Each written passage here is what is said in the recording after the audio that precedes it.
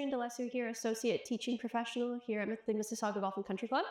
And today we are back with episode 3 of Tea Time, and we have James Hutchison, and we also have a guest, Jonathan Amaral. It's his first time, so let's just dive right into this. They just recently got back from Orlando at the PGA Show, which I'm sure was a lot of fun. You saw a lot of things, some interesting things, fun things.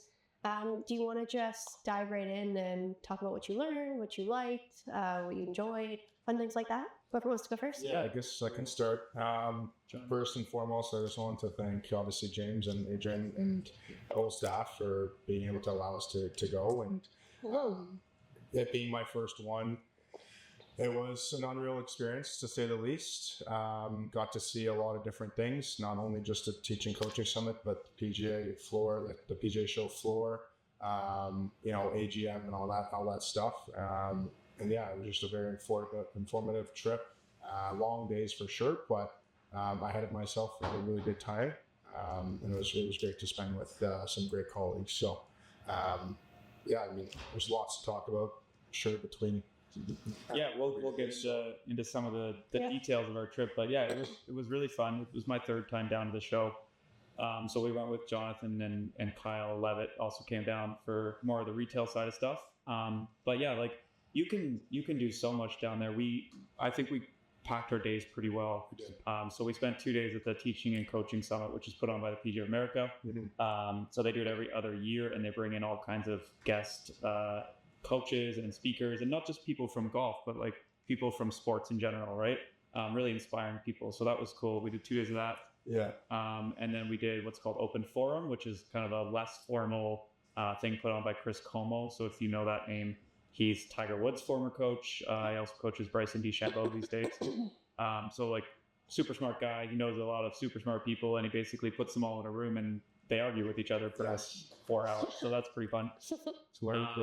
Yeah, and then the show itself was, it's just so big. It's so much. You could spend, 5 days just checking out all the vendors and all the software and training aids and clothing brands and everything. Mm-hmm. So it just really puts into perspective how big golf is, especially in the States, but in North America in general. Mm-hmm. So yeah, I guess we'll dig into it a little bit. Yeah, that's pretty cool. Just before we start, Jonathan, I think you saw your name on Callaway's list. I did. Which is kind of fun. Which was very cool. Yeah. I wasn't expecting it. Yeah. What is it exactly like? What was it? Well, I was with Kyle and we were kind of just walking around, and he was like, hey, I want to show you something. I was like, oh, yeah. Sure. We're walking the Callaway booth, and, obviously I was kind of guessing, get to see the new stuff. Mm-hmm. Driver and 3-wood and all that stuff, and he's like, I look up and I see a bunch of names, and it's just Callaway staff professionals. Yeah. And obviously I was like, hey, obviously my name's not going to be there. Like, we're in Canada, we're not noticed as much. I think I was in the back of my head, but we were kind of looking, and he's like, yep, there's your name right there. And it was cool. Like, this is pretty cool. Yeah. To see. So that was great. So it's amazing. Yeah. Love that. Did you see anything in the Titleist booth that was fun? Oh, well, but, that's okay. Yeah, there was some cool, like they have a display of all these Scotty Cameron putter head covers. Mm-hmm. So Scotty has a really cool display. They have like the dog logo made out of the weights of the putter. Yep. The putter weights. Yeah, that's really cool. Yeah, and then just all the new Scotties, all the new like the GT stuff, which isn't super new, but it's cool to see it all there in one place. And the GT1 just came out, which is the kind of the lighter weight, higher launching version of the driver. So, seeing that in person was nice.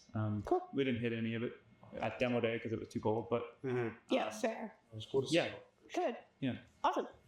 So I think now we'll dive into some stuff that you learned, and I think we'll start with the teaching and coaching summit that you both attended. Yep. Do you guys want to share what you took away from that, what you can use for your students here, or your own games, or anything fun like that? Sure. Whoever wants to I guess I can Yeah, of course. There's obviously a bunch of different things that we kind of learned and got to be able to see, and a lot of big names, I think. There may be a couple that I wasn't really aware of prior to going. Like your Chris Como, that's, I'd say, fairly big name. Yeah. Do you want me to read off a few before we get into it? Because I wrote down the list of presenters, and it's if you're at all in the golf world and you know coaches, like it's a pretty who's who of coaching. It is. Yeah. So Jim McLean, who's like, a very famous golf instructor. Stacey Lewis was the Solheim Cup captain this year, LPGA Tour player. Yeah. Chris Como, who I mentioned already. And then, you got a bunch of other, maybe a little lesser known, Kevin Weeks, Bill Harmon, Bernie Nahar, David Orr, David Adele. Those are both putting specific coaches. Natalie Sheehan, John Tattersall, Sean Webb, Lou Stagner. Like the list goes on. Tim Mahoney, Mark Sweeney. Mark Sweeney is the inventor of Aim Point, if you don't know. Dr. Allison Kurt, Andy Matthews, and more. Like that's probably half of them. So it's a pretty good list of speakers. Yeah. Like I wasn't very known for David Orr wasn't somebody who I kind of knew prior. And I think listening to him, he does things a little differently, I'd say, than a normal person. Just write that down. Everything, where he's talking and he'll look off the stage and point down at you and, make sure he says, write that down, every 2 minutes. And I was just like, okay. Okay. Is there a test? Exactly. And he had his own take on things of teaching putting. And I just was saying, stay in your lane was his kind of thing to say, based on just if you're not full-time putting coach. Right. To kind of stay in your lane. And okay. What's your take on that? Well, I guess me and James were kind of just for us especially, we're all around coaches, right? We're teaching, full swing, we're teaching chipping, we're teaching putting. And I guess I kind of get his point. When you get to the elite level of players, juniors, or whoever it is, I understand in that sense. Maybe you could have worded it a little bit differently, but sure. Honestly, I liked his presentation. He was very interactive, which is great. That's just one that comes to mind. And like you said, James, there's a bunch of people, a bunch of teachers that came that were, super big in golf. So it's great to see. Okay. James, what about you? So I kind of highlighted a couple people that I took maybe a little bit more from than others. So one of them was Kevin Weeks. He was up there just talking about biomechanics and giving some real tangible benchmarks for what better players do from certain 3D measurements that you can get. Okay. So one of them, I wrote a couple down here. So your pelvis is more open at impact than it was closed at the top of the backswing. Basically, if you're a good player, you open your pelvis at impact slightly more than you turned it away from the target at the top of your backswing. Stuff like that. Just so you can, you can have some tangible, if this number is this, you're on a good track. And if it's not, maybe you need to pay a little bit of attention. Right. What else do we have? Yeah, the other one is having more turn than side bend at impact. So again, you can look at two numbers and if those numbers are in the inverse, then you're probably running into some injuries down the line. So it's really just good to point that out to students and say here are these two numbers and they need to be this. Otherwise we may have some technical issues or we may have some injury issues down the road, right? Right. I think his big thing was 3D, right? Having 3D movement, using the software to be able to track those numbers you're saying. Right. And I guess a guy thought the great way that he put it for anybody was that the 2D movement is more like an X-ray, whereas the 3D movement is more like an MRI. Yeah. Right. So I thought him saying that was understanding to a lot of people, and using this I think help a lot of golfers, and I guess teachers. Right. Yeah. Really great analogy, but you also, as coaches, we need to be the ones who can read that MRI and draw conclusions, right? Because if there's no expert to read the MRI, I could look at a real MRI and be like, okay, that looks good, but obviously it's not, right? So we need to be the ones who really understand it, because it is still new. 3D for the masses is a very new thing, and we'll get into sports box a little later. Yeah. But 3D is a very new thing. So as coaches, I think we need to really do a good job of learning it ourselves before we take it to our students. The other one I had was this. So Kevin Weeks had a guy from Gears up there, and I forget his name, and I tried to look him up, and I couldn't find him. So I will. Maybe we can add this to the comments if we can find his name or something. But he came up with something he called the Nipper curve. His nickname is Nipper, and it's basically a way of fitting clubs that's a little different than you normally would. And I'll kind of explain it just briefly. Basically, the longer the iron, the flatter the lie angle of the club. And then as you get into your shorter wedges, the more steep that lie angle is, right? Right. So Basically what he said is he observed a lot of tour pros pushing their long irons and pulling their wedges, right? And these are good players. So like something has to be going on with equipment was his conclusion, because they shouldn't be doing that based on like their skill set, right? Sure. And so he figured out that basically setting a lie angle at whatever club goes the straightest off the face, right? Whichever club is the best lie dynamically when you hit it, that is actually a better way to fit golf clubs. So if you figure out your 8-iron, for instance, is your best lie club, the ball comes out straightest off your 8-iron, then you set all your lies from 4-iron to sand wedge at that lie angle. Okay. Very different setup than a traditional, a traditional club set would be built at. Yeah. Right. I think like one of the biggest golfers, which I'm sure everybody knows, in PGA Tour, Billy Horschel, who uses this. Yes. And he was saying like his 4-iron is his most comfortable club. Like he was saying, Billy thinks his 4-iron is like the best club, and he's the best, player with that club in his hand. PGA Tour. So that's the basis. Like that's the baseline they took. Right. And that's just how he did it. And hearing what he was talking about with the curve, with the diagram that he was kind of showing, having your wedge being pulled and your 3-iron being pushed. That's something that happens to myself. Like I'm sure it happens to a lot of people. We looked at each other and we were both like, oh yeah, that's us. Yeah. That's us for sure, right? Like, and it's crazy to hear and what sure. stuff comes out, and I guess things just to try out that people don't normally think to try. Yeah. So for a student of mine, I'm going to be betting your clubs this year. I think that's how golf is like really evolving, is that people are just trying a lot of things, and it's a lot of, not to say that there isn't knowledge to teaching and all these new things that are coming about, but it's like, okay, let's try this, and it works. Like if you give a 4-iron to any golfer who is just starting out or is at the amateur level, 9 times out of 10 that's the club that they're going to struggle with the most, right? Less loft, length, right? But to hear someone say, yeah, that's my favorite club, is today probably unheard of without going into a hybrid, right? Like, but that should jump out at you and be like, okay, well, something's changing. not fit. Yep. Other clubs, right? Exactly. So it just needs to be adjusted properly. That's all. And when I say this, I mean, it's like those things where he's not pushing or pulling that club. That's like, it's just dead straight. Exactly. Like that's the basis on this is, if you have a club that, you're pulling or you're pushing, and okay, we got to kind of look into this, right? Yeah. So we want to make the game easier, not harder. Of course. Sure, everybody can agree on that, right? Yes. Yeah, for sure. Amazing. So I think that we touched upon 3D kind of motion and numbers. You attended a seminar on Sportsbox AI. Yeah. Do you want to talk about Coach Val first, though, Johnny? Because that was part of the Sure. coaching summits. Yeah. No. Sorry. That's okay. So there's this lovely woman named Valerie Conisfield, and I don't know if anybody knows who that is. She goes by Coach Val. She was the first speaker on day 2 at the Teaching Coaching Summit.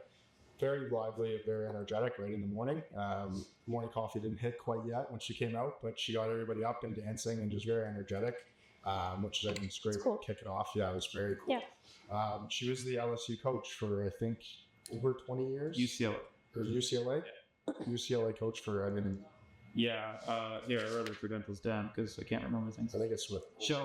She was the 7-time NCAA champion with UCLA, 22-time regional, and 18-time Pac-12 champion for the UCLA women's gymnastics team. Wow. Yeah, it's a lot of winning.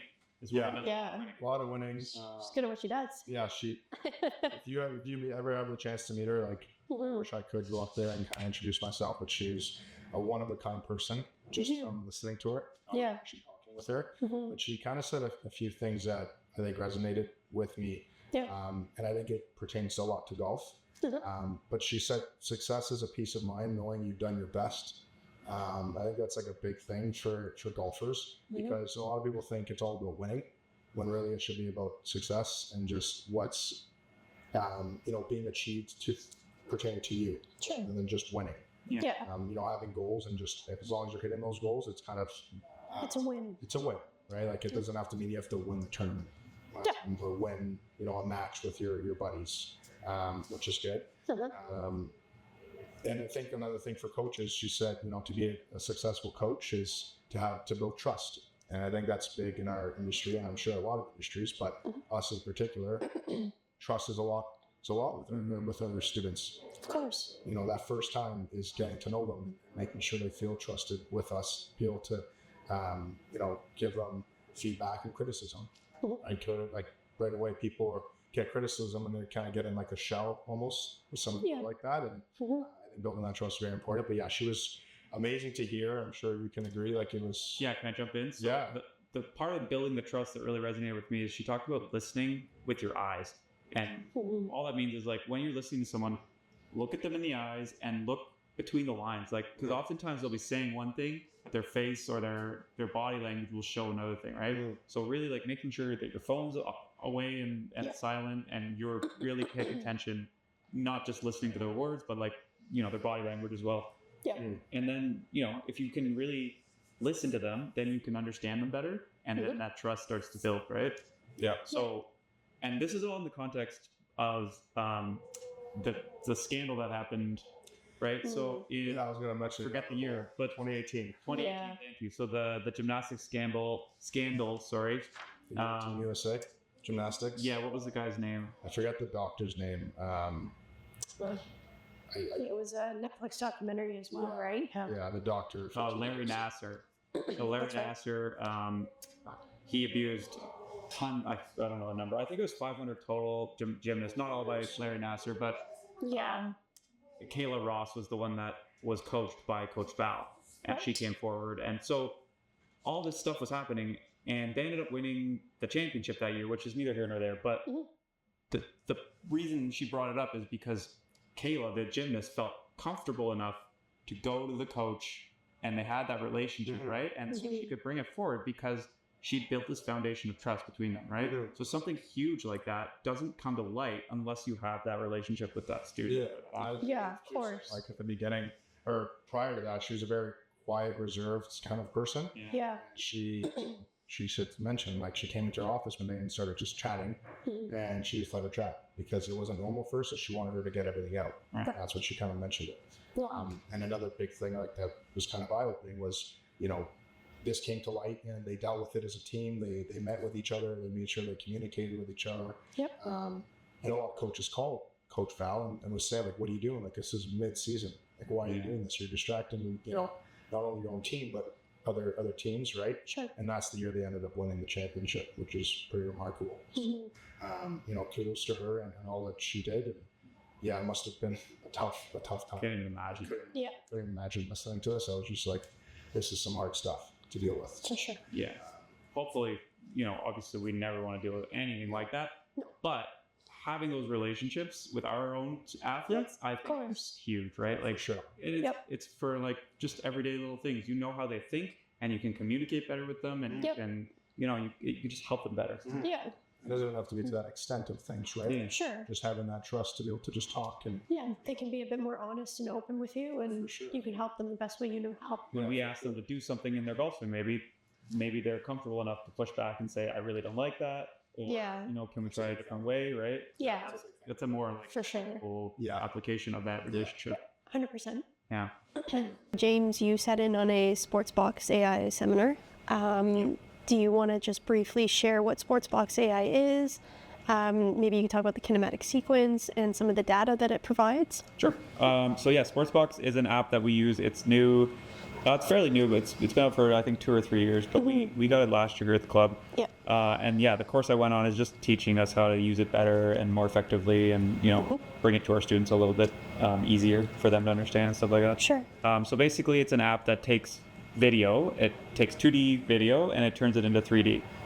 So it measures, I don't want to miss anything here. It's okay. So it measures 6 planes of motion: lift, sway, thrust, turn, bend, and side bend.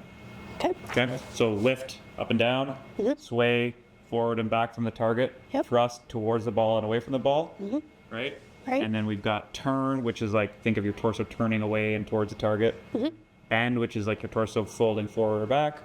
And then side bend, which is like bending to one side or the other. Right. Okay. So it measures all that without having to put trackers on you.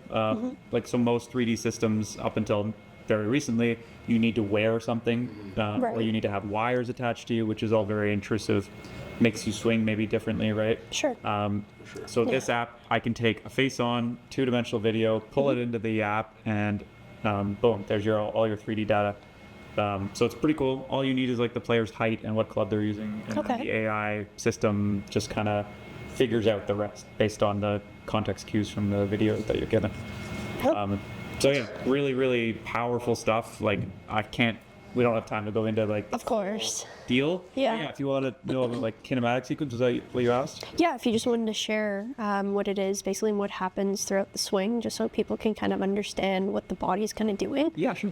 Yeah. So kinematic sequence is kind of like it's almost like an old concept now, I think, but if you're not familiar with it. Yeah. So it's measuring when your body is moving certain segments. And there's a kind of a best way to transfer energy from your body out to that golf club at the ball, right? Yeah. So we want to make sure we're moving our chest first and then our lead arm. No, sorry, I screwed that up. No. So we want to make sure we're moving our pelvis first and then our chest and then our lead arm, okay? And eventually the plus, right? Yeah. Or the hands. Yep. Yeah. Cool. So it's able to measure when things move and with how much speed they move. So not only do you know the order that it happened, but you can figure out basically how much speed is contributed by each body segment. Okay. So it gives you like this idea of, maybe your lead arm is slower than most other people's lead arm, but you're making up for it by, snapping your wrist really fast or something like that, right? Right. So it's, Johnny and I and you could all be the same speed, but we could do it in very different ways. And so when we know how we produce that speed, we also know how we can maybe boost up, the slower parts of our body to even get it even further, right? So it gives you just tons of info, just right there. And then that's not even dealing with all the other indicators and trackers that you can use in the app. So that's pretty cool. If you want to know more about Sportsbox, let me know because I could talk about it for a while. Yeah, for sure. It's cool software. For sure. Yeah, and I think it's going to be, super beneficial, right? It's something new and it'll help us and it'll help our athletes get better and our students, right? So yeah, and sorry, just one last thing is no worries. The app allows you to use it like feedback tool as well. So as a coach, I can use it to diagnose, but then as a student, you can use it to you make some swings, and then you see your coach hopefully gave you a parameter or two. Okay, I want this number to be higher, or I want this number to be lower. You can hit a bunch of shots and see if you're doing it, and then adjust your practice from there. So it's not only for diagnosis, but it's also for feedback, right? Practice too. As an athlete, yeah, you can practice with. That's great.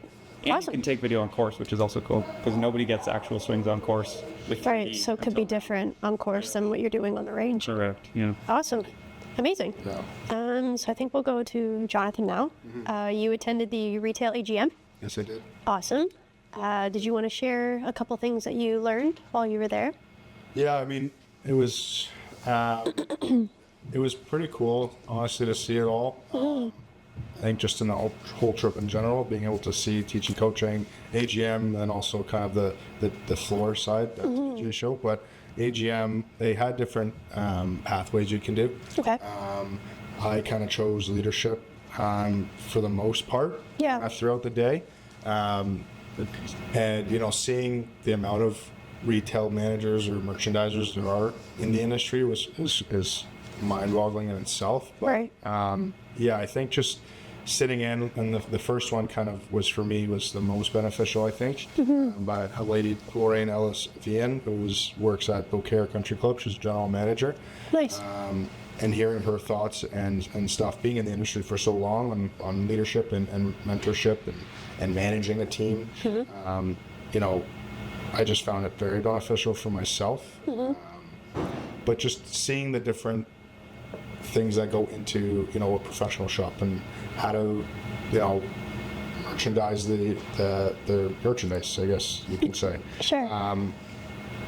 And it's a lot more than people think. Yeah.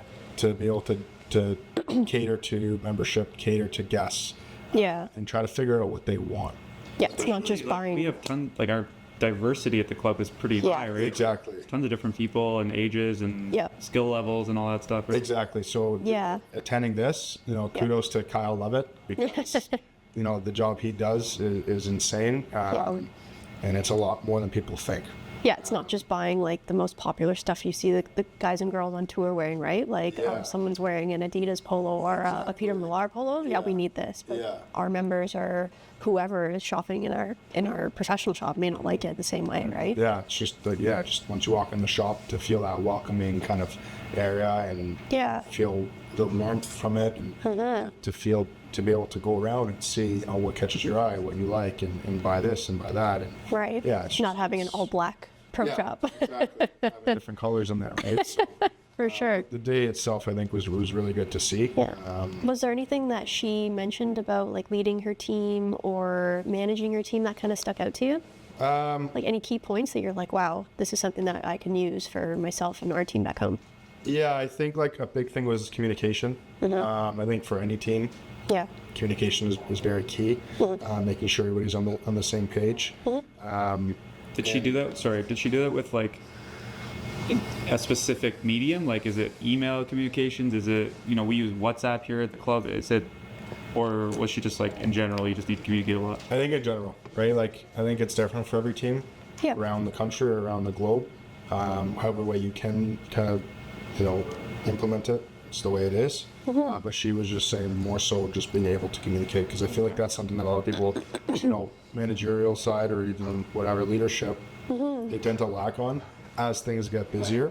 For sure. Right, which is normal. Yeah, it's human nature. It's human nature, right? Things get tense and stressful, and the last thing you think about is to communicate, your thoughts or your feelings on things. Of course. And I think it's important, right? Like, especially in the golf industry, everything's so fast-paced, everything's so quick. And, we tend to forget to communicate with our coworkers, like, hey, just an FYI, this happened last night, this may not be working, or, this was left out, just so you know. But it's just little things like that I think would go a long way. Yeah. Even just saying, how's it going, and checking in, right? 100%, because I think it's so important. And, like we say, we're with our coworkers more than our family. So, True. Yeah, I mean, again, the whole day was great, so Good. There's no complaints there. Amazing. Yeah. So you guys saw the show floor at the convention center. I'm sure it was massive, and there were so many things to see. I'm sure you could have walked for the whole week and saw everything, but were there things in particular that you kind of liked and kind of saw that was like, oh, that was kind of interesting and nice to see? Yeah. So the show floor is massive. It's like, I should have tracked my steps. Did you track steps when you were there? I did. I think it was upwards of like 14,000. Easily. Easily. Yeah. Yeah, I was checking like midway through, I think, so I can just imagine how much. I know, this is crazy. So like the one end is all retail, you get your clothing and your shoe brands and all that stuff, and then as you move towards the other end, you go through like golf carts, outdoor stuff, training aids. There's a stage where the PGA of America has speakers up. There's a fitness stage where they have people from TPI and other fitness entities. They're talking about stuff. Yeah. And then you get into like teaching and coaching at the far end, and then, well, I guess not the far end, because the very far end is clubs. Like you've got Titleist set up. Right. Back end of that area. Yep. Always kind of near there too. So they kind of organize it that way. Soft goods to hard goods, if you want to think of it like that. Sure. But yeah, like for me, the show floor is more about like just getting ideas, checking out new training aids, stuff like that. Like, I try to avoid the retail end of it a little, because it's not where I like to live. Yeah, that's fair. But yeah, like I saw a cool, they were called Upswing Golf. So they're a new junior golf club company, and they do basically like fitting heads for all their junior clubs. Nice. Where they just, unscrew them and put them into longer shafts as the kids get older. So that's cool, because you basically only buy one set of iron heads. You just switch them out. And then you just switch them out for shafts. Cool. And then you can add clubs like as they get better, and then maybe they need more than just like a 9 and 7 iron. Okay. So you can add, but like. Is this with U.S. kids? Or is it their own? It's a new company called Upswing. Oh, okay. Sweet. Yeah, that was cool. I saw this little company, again, a little upstart company called Slope Vision. And they put little, they have a measurement device, and it allows you to mark up your putter so that when you hold your putter and you're on a slope, it tells you if you're on a 1, 2, or 3% slope. I need that. So, and apparently it's not cheating. I checked. It's fine. Yeah. They can take my money. I was like, Can't putt. is this in the rules? And they're like, yeah, it's fine. Okay. The vertical putter. All right. Whatever works. Yeah, and basically, if you know the percent of slope, you're able to use a green reading system like Aim Point or Tour Read. Sure. And basically, if you know the slope and you know the speed of the green, you know the break. You're dialing in, right? You know the distance. So it's just kind of algebra at that point. So you're filling in Forget it. Another unknown, right? Never mind. Uh, Me and math don't get along. golf math is easy. All right, fair. So yeah, that was a cool company. I checked out Cap Patrol, which is like a company that tracks rounds posted, like a bunch of different numbers, and it gives you like a score, almost like a credit score. Yep. So we identify people who aren't maybe the most honest golfers out there. Sure. If you're kind of manipulating your cap, they're kind of on it. Yeah. That was, I mean, Cool system. That was a cool system. It's pretty complex. Yep. And then the last one I had written down was Player Development Index, and that's basically it's a company that runs assessments, and they give you a score out of 100, and it's basically testing your mental skills, your physical skills in full swing, chipping, and putting, and then it spits out a score, and it's nice because like especially with juniors, oftentimes we only track like their scoring average or their tournament scoring average. Sure. But this is often the last thing to get better when players are making improvements, right? Right. Because like their skills can improve, but they might not score better until later on. Sure. So Player Development Index is trying to give you like the early indicators of improvement. So it's Super kinda cool. helpful. Yeah, and so I think I might do it with my juniors this year. Amazing. Just we'll do it start of the year, middle of the year, end of the year, just so we can track some more things of their progress rather than just their scores. Great. Right. So yeah, Awesome. those were the big four I wrote down. Obviously, saw a lot more, Yeah, of course. and talked to a lot of people, but like those were the big ones for me. Great. What about you, Jonathan? I don't think not anything specific comes to mind. Obviously, we've seen a lot, different booths, different areas on the floor. I think at first when I walked on the floor, I was kind of, jaw on the floor, like, is this really this big? Like, I had to kind of pinch myself. It probably, like, I think I was able to walk from N10, and it was like over 20 minutes, I think, Oh, for sure. of walking. Yeah. And it's just people, like you're shoulder to shoulder with people. Yeah. Yeah. And I think, I heard a couple people mention, as it was my first time, I heard a couple people mention, the traffic that it had gotten this year. They haven't seen it like this in a number of years, which is great for the game, which I thought was really cool. But I did want to say, like, being at the PGA show, like, I didn't realize how much jobs and how much, people actually, I guess I know players are like in the industry, but I mean, just seeing all of this, it was just.